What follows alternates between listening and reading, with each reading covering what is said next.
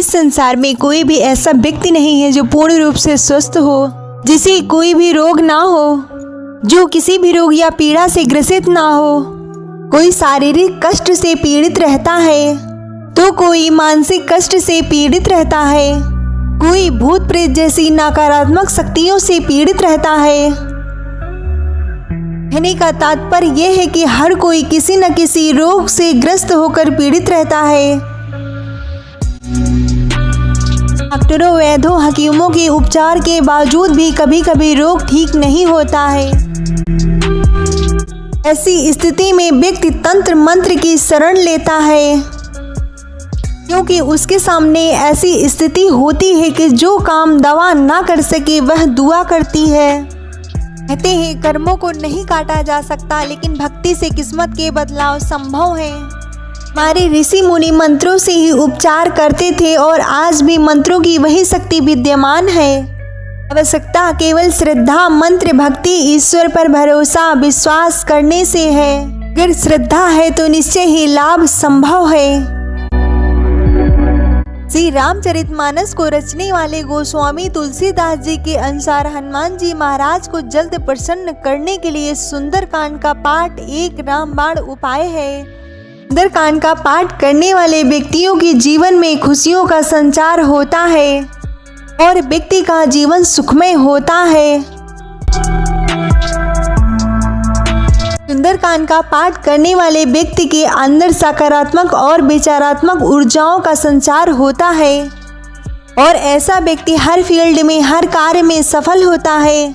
उसकी आत्मविश्वास और इच्छा शक्ति भी प्रबल होती है।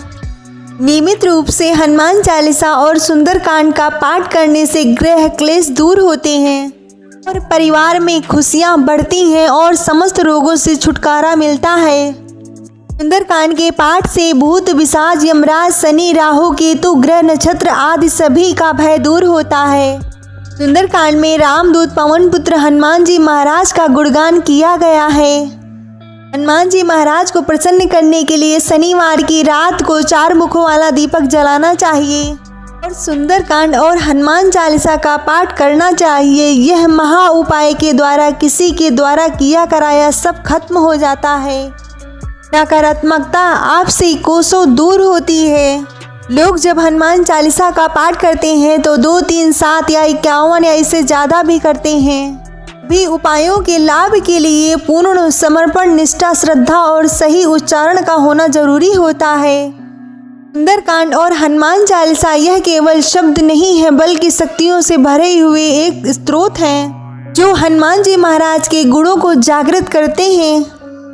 पूजा पाठ का उद्देश्य केवल सांसारिक कामनाओं की पूर्ति नहीं है, बल्कि जीवन के वास्तविक लक्ष्य ईश्वर को या अपने प्रभु को प्राप्त करना है। जब भी आप हनुमान चालीसा या फिर मंत्रों का उच्चारण या फिर सुंदरकांड का पाठ करते हैं तो पास में 1 लोटा जल अवश्य रखना चाहिए और पूजा की समाप्ति के बाद वही जल खुद भी ग्रहण करें और घर के सभी सदस्यों को भी दें, क्योंकि मंत्रों के उच्चारण के दौरान ध्वनि तरंगों की सकारात्मक ऊर्जा को वह अपने में समाहित कर लेता है और जल ऊर्जा से भरपूर हो जाता है। ये जल शरीर को निरोग, मन को शुद्ध, आत्मा को पवित्र करता है और नकारात्मक विचारों का नाश होता है। हनुमान जी महाराज सकल गुण निधान है, जो हर युग में भक्तों के संकट दूर करने के लिए संकट मोचन के रूप में सह शरीर पृथ्वी पर मौजूद हैं। हनुमान जी महाराज अत्यंत बुद्धिमान और ज्ञानी हैं। उन्होंने वेद शास्त्र और समस्त विद्याओं में निपुणता प्राप्त की है। वे 9 निधियों, 8 सिद्धियों के अधिकारी हैं और व्यक्ति का ऐसा कोई संकट नहीं है जिसका उनके पास समाधान ना हो। भगवान को केवल प्रेम ही प्रिय है। जो इसे समझ लेता है और देख लेता है वही सच्चा ज्ञानी है। 12 या 21 दिनों का संकल्प लेकर किया गया सुंदरकांड का महापाठ मनुष्य के बड़े से बड़े कष्ट और दुखों का निवारण करता है। लेकिन सुंदरकांड का पाठ एक ही समय पर करना होता है। अगर आप रात्रि के 9 बजे बैठते हैं तो रोज आपको रात्रि के 9 बजे ही बैठना होगा, क्योंकि एक ही समय पर किया गया पाठ अत्यंत प्रभावशाली हो जाता है। जय श्री राम, जय हनुमान जी महाराज।